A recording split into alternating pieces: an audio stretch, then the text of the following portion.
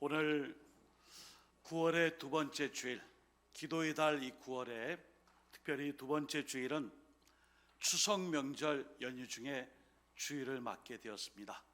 오늘도 추석 명절의 모든 들뜨고 분주했던 마음을 이제 끝자락에서 잘 마무리하시고 오늘처럼 경건한 믿음과 또 그리고 그리스도인다운 삶을 통해 주일 성수와 예배자로 살아가시며 이 땅에서 맡겨주신 하나님의 그 사명을 특별히 남은 하반기에도 잘 감당하는 믿음의 권속들, 사명자요 또한 주님의 신실한 일꾼들이 되시기를 예수 그리스도의 이름으로 축원드립니다. 아멘. 광야에서의 천국잔치, 오늘 요한복음 6장 1절에서 13절의 말씀을 통해 예수님이 베풀어 주신 오병이어의 이 기적의 사건을 통해 세상에서의 떡의 문제만이 아니라 영의 양식, 하나님의 말씀으로 든든히 세워져 갈 수 있는 이 시간, 말씀의 시간이 될 수 있기를 주님의 이름으로 축복합니다. 아멘. 우리는 누군가에게 식사 초대를 받게 되면은 때로는 마음의 힐링이 되고요, 치유가 되고 또 위로를 받게 됩니다. 그래서 손님을 초대하여 대접해서 배불리 먹게 하는 일은 사실 좀 어려운 일이에요. 대접받는 자 입장에서는 좋은 장소에서 좋은 곳에서 귀한 음식을 대접받으니 참 기분이 좋구나 이렇게 쉽게 생각할지 모르지만 손님을 초대해서 배불리 먹이는 일은 결코 쉬운 일이 아닙니다. 몇 명이 오는지, 몇 사람이 얼마나 어떤 다양한 종류의 음식을 통해 그들을 대접해야 할지 잘 계산하고 준비가 필요한 것이죠. 오늘 예수님은 우리 모두를 천국잔치로 초대하고 계십니다. 천국의 잔치, 오늘 주님이 준비하신 오병이어의 기적, 이 천국의 잔치로 말씀을 통해 함께 들어가 보십시다. 특별히 오늘 말씀을 통해 나의 이 고단하고 힘든 현실을 넘어 하나님의 말씀을 듣고 믿을 때 영생하는 그 양식이 우리에게 임하고 천국의 축복이 크게 열려지는 그 역사가 있기를 예수 그리스도의 이름으로 축원드립니다. 아멘. 자, 오늘 예수님은 갈릴리 바다 건너편에서 말씀을 전하실 때에 남자만 5,000명 되는 큰 무리가 몰려들었습니다. 야, 예수라는 이 사람이 오늘도 집회를 하는구나, 가보자. 오늘 남자가 5,000명이 모였다는 것은 그때 당시 뿐만 아니라 오늘도 5,000명 모이기가 쉽지 않아요. 정치적인 집회가 아닌 종교적인 모임에 이렇게 많은 사람이 모였다는 것은 그때나 지금이나 대단히 어려운 일입니다. 사람들이 그런 때처럼 몰려들었던 이유는 딱 한 가지예요. 예수님께서 병든 자를 고치시는 장면을 보는 것이 너무나 신기하고 재밌고 또한 귀한 일이었기 때문입니다.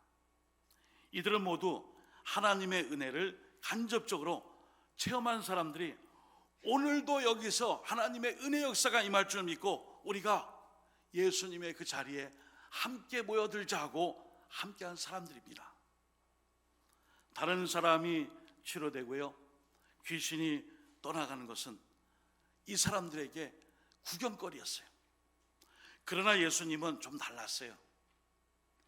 구경꾼들은 이것을 좋은 볼거리로 생각했지만 예수님은 이런 이적과 기적을 통해 하나님의 은혜를 직접 체험할 수 있기를 원하셨습니다. 이제 무리들은 허기진 상태입니다. 예수님은 무리가 배고픈 것을 불쌍히 여기셨어요. 우리도 그렇잖아요, 그죠? 금강산도 식후경이다. 아무리 좋은 구경도 우리의 배가 좀 이렇게 채워지고 배가 좀 불러야 그래도 보이는 게 보이지. 배고프면 언제 밥 먹어요? 언제 식사 시간이에요? 배가 이렇게 허기지는데 어디를 자꾸 이렇게 끌고 다닙니까? 그런 질문들을 하죠.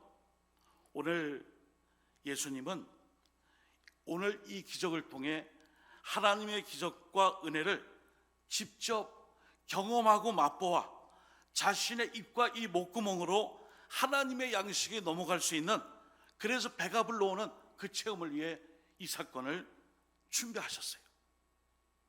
예수님은 광야에서 천국 잔치를 열어 그들을 초대하시라 하였습니다.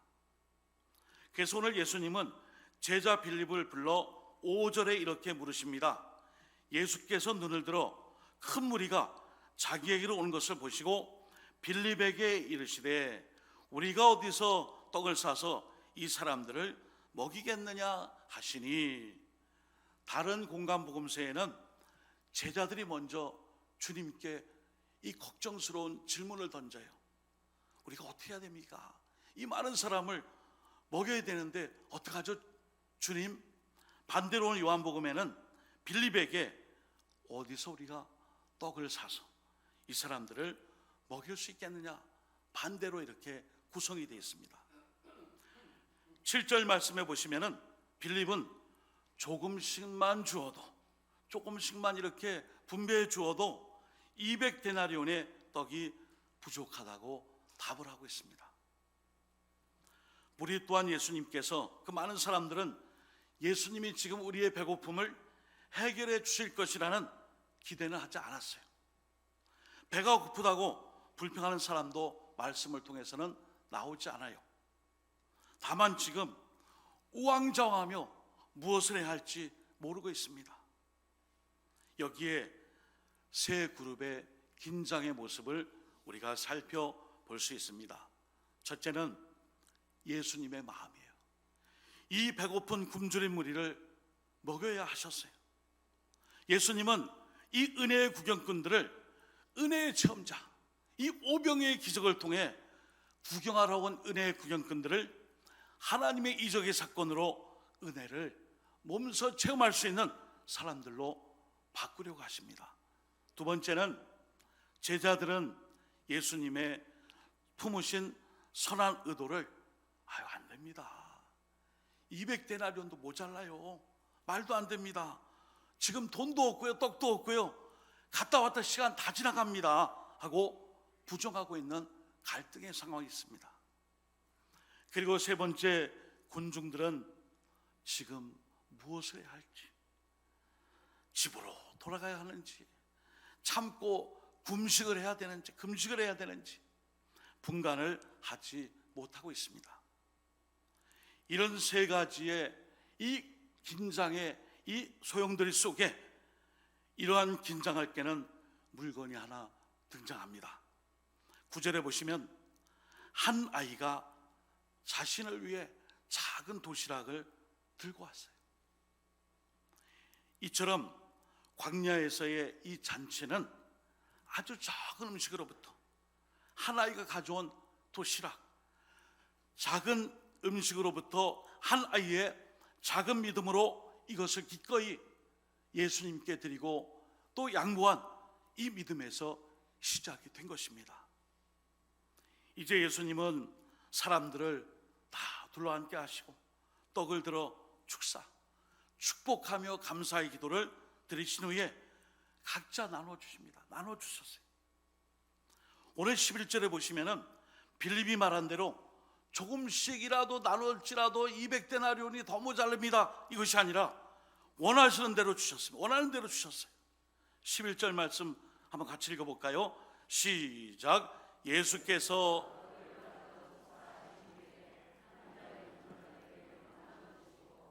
물고기도 그렇게 그들의 원대로 주시니나. 아멘.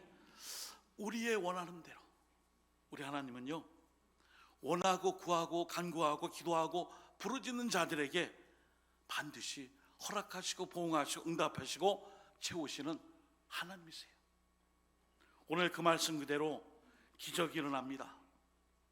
떡과 물고기가 없어지지 않아요. 사라지지 않아요. 계속 나와요. 남자만 5,000명 되는 사람들이 전부 다 배불리 먹었습니다. 그리고 예수님은 남은 것을 버리지 말라. 그리고 그 부스러기를 모으라 했더니 몇 광주리예요? 12광주리에 가득 차서 남게 되었습니다. 사랑하는 여러분, 우리의 현실은 이 오병이어의 작은 것에 불과해요. 사실 우리는 별 볼 일 없어요. 볼품 없어요. 가진 거 없어요. 그러나 하나님의 현실이 다가오면 우리의 이 오병이어와 같은 작은 것일지라도 하나님의 현실이 뭐예요? 우리의 삶의 자리에 하나님의 역사와 임재가 함께 하시면 5,000명이 먹고도 12광주리가 남는 복이 임하게 되는 줄 믿습니다. 아멘. 이거예요. 오늘 이것을 우리가 붙잡아야 돼요. 많은 사람들은 원인과 결과를 따집니다. 그러나 원인과 결과라는 인과관계가 중요한 것이 아니라 하나님과 나 사이의 실존의 관계가 더 중요해요. 오늘 지금 나의 삶의 자리에 하나님의 임재와 역사를 통해 나는 비록 오병이어의 작은 것에 불과한 존재며 소유한 것도 별 볼 일 없으나 하나님이 그것을 들어 쓰시겠다라는 실존의 관계성이 성립되면 여기에 기적이 일어납니다. 이것이 바로 하나님의 역사입니다. 오늘도 나의 현실을 하나님께 맡기고 하나님 나라의 실존을 구하는 성도의 삶을 통해 우리가 은혜의 이 체험의 구경꾼이 아니라 은혜의 체험을 실질적으로 우리의 입과 또 우리의 목을 통해 넘어가는 양식을 통해 친히 경험할 수 있는 모든 믿음의 사람들 되시기를 예수님의 이름으로 축원드립니다. 아멘. 자기까지는 너무 좋은 일이에요. 잘 됐어요. 그런데 오늘 14절과 15절에 보시면은 예수님이 흡사 천국의 잔치상처럼 벌인 이 식사를 하고 난 다음에 많은 군중들이 생각을 바꿨어요. 구경꾼으로 온 것이 아니라 이제 우리가 큰 거 하나 잡았다. 큰 복을 하나 잡았는데 바로 14, 15절 말씀처럼 예수님을 우리의 왕으로 삼으면 우리가 이 땅에서 뭐 어려운 일이 있겠느냐 하면 예수님을 왕으로 모시려고 그랬어요. 그리고 흥분하며 예수님 당신을 우리의 왕으로 섬기겠습니다. 이런 소용돌이 속에 예수님은 이들이 기적 때문에 단순히 기적 때문에 흥분하여 자신을 왕으로 삼는 것에 대하여 원치 않았어요. 하나님이 이 기적을 통해 오병이어의 역사를 통해 원하셨던 것은 바로 예수님이 원하신 것은 하나님의 말씀을 붙잡는 것이었습니다. 육의 양식이 아닌 영의 양식 말씀을 붙잡는 것을 원하셨어요. 요한복음 6장 27절입니다. 한 번만 더 같이 읽어볼까요? 시작. 썩을 양식을 위하여 일하지 말고 영생하도록 있는 양식을 위하여 하라. 이 양식은 인자가 너희에게 주리니 인자는 아버지 하나님께서 인치신 자니라. 아멘. 여러분, 썩을 양식, 잠시 우리의 이 허기와 굶주림을 포만감으로 배부름으로 함께 할 수 있어요. 그러나 주님은 이 배부름과 기적 때문에 예수님을 왕으로 섬기려는 군중들의 이 생각을 다 타파하시고 진짜 중요한 영의 양식, 말씀의 사람으로 다시금 태어날 것을 오늘 이 말씀을 통해 이어서 말씀해 주십니다. 여러분, 인자라는 표현 제가 설교 때 많이 말씀드렸어요. 하나님과 우리 사이에 중재자 되시는 대제사장이 대속의 제물을 통하여서 하나님과 우리 사이를 화해시키세요. 이 인자는 대속 제물로 오신 예수님이 본인을 소개하실 때에 인자라는 표현을 썼습니다. 오늘 인자 되신 주님, 이 땅에 우리와 하나님 사이에 화목의 대속 제물이 되기 위해 오신 주님께서 말씀하셨어요.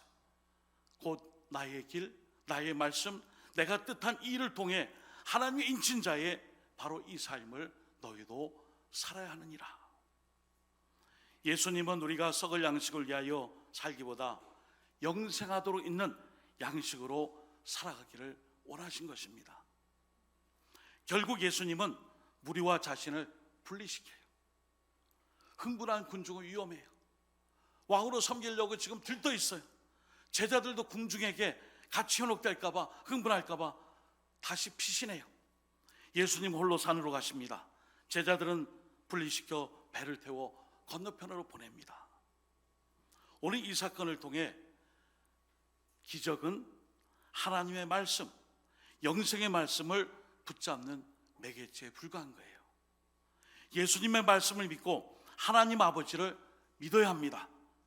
기적을 통해서만 하나님을 믿어서는 안 돼요. 오늘도 우리가 예수님을 붙잡고 예수님을 따라가며 십자가 없는 기적, 십자가 없는 축복을 가지려고 시도해요. 십자가 없는 희망, 고난 없는 영광, 그건 다 가짜입니다. 사탄이 우리에게 원해요. 얘기해요. 미혹해요. 가급적이면 편하게 갑시다. 싸우고 서로 이렇게 상처내지 말고 좋게 해서 갑시다. 때론 그럴 수 있어요. 그러나 하나님 우리에게 고난을 주세요. 시련을 주세요. 역경을 주세요. 그리고 잠시 잠깐 동안 아플지 모르지만 이 십자가의 고난과 같은 어려움을 통하여 우리에게 진정한 면류관이 무엇인지를 가르쳐 줍니다. 그래서 오늘 예수님이 나를 왕으로 삼지 말라, 산으로 피하셨고 제자들도 배를 태워 건너편으로 보내시고 이 무리 곁에서 떠나게 되신 것입니다. 자, 그런데 또 한 가지 위기가 생기죠. 예수님은 이런 모습으로 홀로 산으로 가셨는데 제자들이 이제 무리의 곁에서 떠나 흥분한 군중을 떠나 건너편으로 가는 중에 풍랑이는 바다 한복판에 놓이게 되었습니다. 이때 우리 예수님이 얼마나 급하셨으면 그 10여리의 거리를 바다 위를 걸어오셨다니까요. 19절 말씀, 제자들이 노를 저어 10여리쯤 가다가 예수께서 바다 위로 걸어 배에 가까이 오심을 보고 두려워하거늘 아멘. 우리 예수님이 우리를, 제자들을 이렇게 사랑하세요. 위험과 위기 한복판에 있을 때에 제자들의 믿음의 없음을 보시고 책망하지 않고 연약하며 두려워하며 걱정에 쌓이는 우리에게 다가오십니다. 우리 주님은 실수 많고 부족해도 하나님 말씀을 사랑하고 붙드는 성도를 끝까지 보호하십니다. 우리가 이것을 믿어야 돼요. 사랑하는 성도 여러분, 오늘 이 오병이어의 이 기적의 사건의 핵심이 뭐예요? 천국에서 이러한 풍족함과 기적과 같은 아름답고 놀라운 역사가 일어날 때에 누구랑 같이 있느냐를 우리에게 가르쳐줘요. 그것은 하나님이 함께 계시면 언제든 기적은 일어날 수 있다는 것입니다. 아이의 믿음, 순수한 믿음을 가지고 하나님께 나아가 하나님의 이 실존을 경험하고 생명과 그 능력을 얻을 수 있는 것, 바로 하나님이 함께 하심을 통해 나의 기도 응답과 나의 믿음과 나의 삶에 하나님이 역사하실 줄 믿습니다. 이 믿음을 가지시기를 주님의 이름으로 축원드립니다. 아멘. 두 번째는 다 결론이에요. 십자가 없는 영광, 십자가 없는 행복을 우리 주님은 거부하셨어요. 그리고 하나님의 말씀에 온전히 순종했습니다. 여러분, 고난 없는 축복만을 원했던 이기심을 이젠 버려야 돼요. 나 자신을 위해 하나님을 이용하려 했던 마음을 회개하고 돌이켜야 돼요. 우리 하나님께서 나를 위해 다 해주실 거야. 맞아요. 그렇다고 우리가 하나님을 이용하면 안 돼요. 하나님이 때로 우리에게 주시는 명령이 있습니다. 사명이 있어요.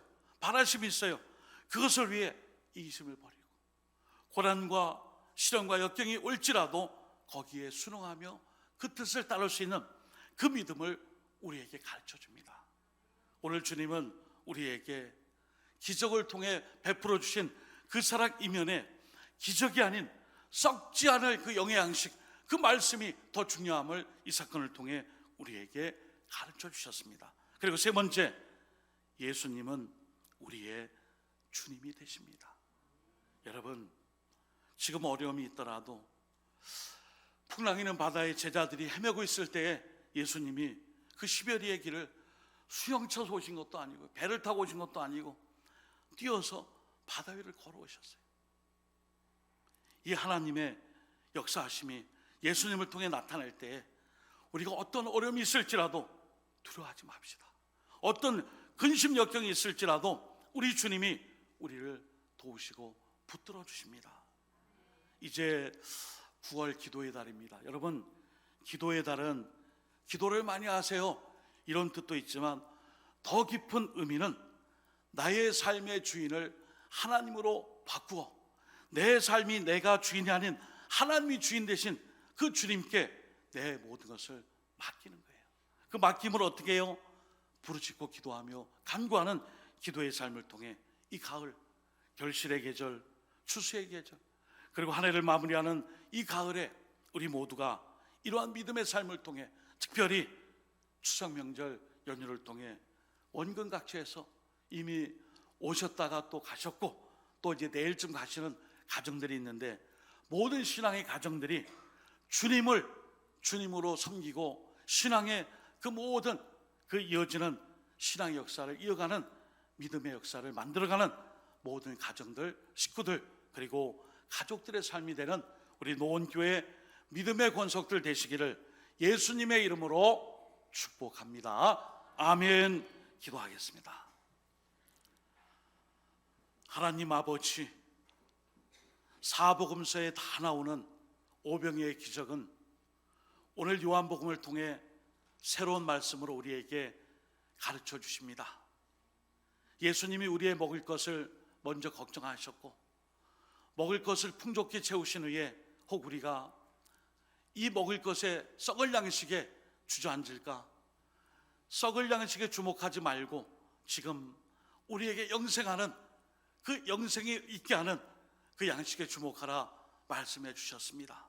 오늘도 우리가 이적과 기적의 구경꾼이 아닌 이적과 기적의 하나님의 살아 역사하심을 삶에서 경험할 수 있는 그 주인공이 되어 각자에게 맡겨주신 사명, 직분, 그리고 이제 9월 기도의 달 가을을 맞이하여 하반기로 나가는 우리 노원교회 모든 믿음의 성도들, 재직들, 일꾼들, 그리고 맡겨주신 모든 하나님의 종들이 오늘 말씀처럼 썩어질 양식을 위함이 아니요 썩지 아니할 영생을 위하여 교회를, 사역을, 사명을, 은사를, 직분을, 그리고 주신 그 능력 안에서 하나님께 영광 돌릴 수 있는 그 삶을 살아감으로 주님을 주님되게 잘 섬기고 예배하고 또 맡겨주신 일을 통하여서 하나님의 축복과 은혜와 상급을 바랄 수 있는 하나님의 자녀들로 면면이 계속해서 이어지며 계대되는 계승의 신앙을 이어가는 우리 모든 믿음의 가족들로 끝까지